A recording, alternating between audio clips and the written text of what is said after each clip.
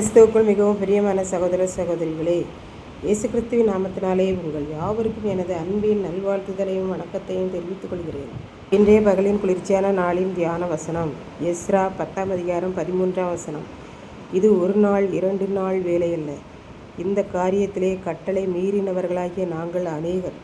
Ezra என்னும் ஆசாரியன் எருசலேமுக்கு வந்தபோது அங்கே அவன் கண்ட காரியம் என்னவென்றால், சிறையிருப்பில் இருந்து வந்தவர்கள் இங்கே இருக்கிற அந்நிய ஸ்திரீகளை தங்களுக்கும் தங்கள் பிள்ளைகளுக்கும் பெண் கொண்டார்கள்.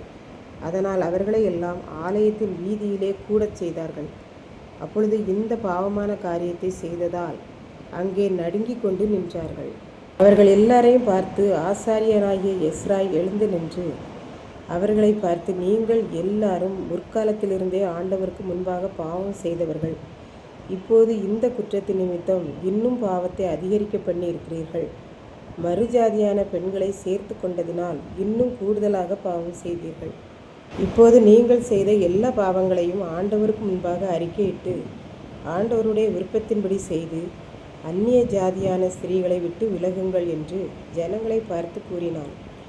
அப்பொழுது சபையார் எல்லாரும் ஏகமாய் மகா சத்தத்தோடே, ஆம், நீர் சொல்லுகிறது சரிதான், நாங்கள் உம்முடைய வார்த்தையின்படியே செய்ய வேண்டியதுதான் என்று கூறினார்கள். ஆகிலும் ஜனங்கள் சொன்னது, இஸ்ரவேல் யூத ஜனங்கள் திரளான ஜனங்களாய் பெருகியிருக்கிறார்கள். இது மழை காலமுமாயிருக்கிறது. நாங்கள் வெளியே நிற்க முடியாமல் ஓயாமல் அடைமழையாக பெய்து கொண்டிருக்கிறது. மேலும் அந்நிய ஸ்திரீகளை அவர்கள் வீட்டுக்கு அனுப்பி அவர்களை விட்டு விலகுவது 1 நாள் 2 நாள் வேலை கிடையாது. ஏனென்றால் இந்த பாவத்தை செய்தவர்கள் நாங்கள் அநேக ஜனங்கள். ஒரு சிலர் என்றால் சீக்கிரமாக இந்த பிரச்சனைகளை முடித்து விடலாம். எங்களிடத்தில் இந்த பாவம் பெருகி இருக்கிறதினால் நாங்கள் ஆண்டவர் இட்ட கட்டளையை மீறிவிட்டோம் என்றார்கள். இப்படித்தான் ஒரு அம்மா தங்களுடைய பிள்ளைகள் ஆலயத்திற்கு செல்லும் போதெல்லாம் ஆலயத்திற்குள்ளாக சென்றதிலிருந்து வெளியே வரும் வரையிலும் ஆராதனை வேளைகளில் அருகில் உள்ள யாரிடமும் பேசக்கூடாது, இங்கும் அங்கும் பார்க்கவும் கூடாது என்று கட்டளை போட்டுதான் அனுப்புவார்கள். அவர்களும் அவ்வாறு அம்மா கூறின கட்டளைப்படிதான் நடக்க வேண்டும் என்று யோசித்து கொண்டே தீர்மானித்து கொண்டே செல்வர். ஆனாலும் அருகிலுள்ள பிள்ளைகள் யாராவது அவர்களை தட்டி எதையாவது பேசிவிடுவர். அதனால் அவர்கள் வீட்டிற்கு வந்ததும் அவர்கள் அம்மா மிகவும் சத்தம் போடுவார்கள். உடனே பிள்ளைகள், இனிமேல் நாங்கள் பேச மாட்டோம் அம்மா என்று கூறி செல்வர். இப்படியே கொஞ்ச காலம் உருண்டோடியது. ஒரு நாள் ஆலய ஆராதனைக்கு செல்லும்போது பிள்ளைகளே, இன்று நீங்கள் ஆராதனையில் அருகிலுள்ள பிள்ளைகளிடம் பேசினால் மிகவும் கோபப்படுவேன், தண்டனை கொடுப்பேன் என்றார்கள். அவர்களும், இனிமேல் நாங்கள் பேசவே மாட்டோம், யாரையும் எட்டி பார்க்கவோ திரும்பி பார்க்கவோ மாட்டோம் அம்மா என்று சொன்னார்கள். அப்படியே எல்லாரும் ஆலயத்துக்கு சென்றார்கள். அன்றைக்கு நாம் பேசக்கூடாது என்று மிகவும் எச்சரிக்கையாக இருந்தார்கள்.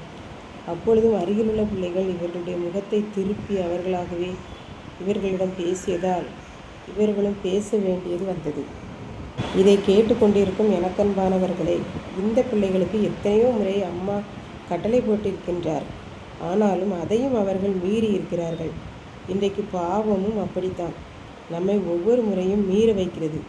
சாத்தான் நம்மை விடாமல் துரத்துகிறபடியினாலே நாம் இவ்வாறு நடந்து கொள்கிறோம். இன்றைக்கும் ஆண்டவர் சொல்கிறார், பாவத்தின் சம்பளம் மரணம் என்று. நாமும் அதையெல்லாம் வாசித்து தியானித்த பின்பும் அறிந்தோ அறியாமலோ பாவத்தில் விழுந்து ஆண்டவரின் கட்டளையை மீறினவர்களாக காணப்படுகின்றோம். உடனே அறிக்கை செய்து விட்டு விடுவோம், ஆசீர்வாதத்தை பெற்றுக்கொள்வோம். கர்த்தர் தாமே இந்த வார்த்தைகளை ஆசீர்வதிப்பாராக. ஆமென். ஜெபம். எங்களை நேசிக்கிற நல்ல தகப்பனே, இந்த அருமையான நல்ல நாளுக்காக நன்றியோடு சேர்த்திருக்கிறேன். இப்பொழுதும் இந்த வார்த்தைகளை கேட்டுக்கொண்டிருக்கிற ஒவ்வொரு பிள்ளைகளும் உம்முடைய கட்டளையை மீறுகிறவர்களாக காணப்படாமல் உடனே அறிக்கை செய்து உம்மிடத்தில் ஆசீர்வாதத்தை பெற்றுக்கொள்ள அருள் புரியும். மீட்பர் இயேசு கிறிஸ்துவின் நாமத்திலே தாழ்மையோடு வேண்டிக் கொள்கிறேன் பிதாவே. ஆமென்.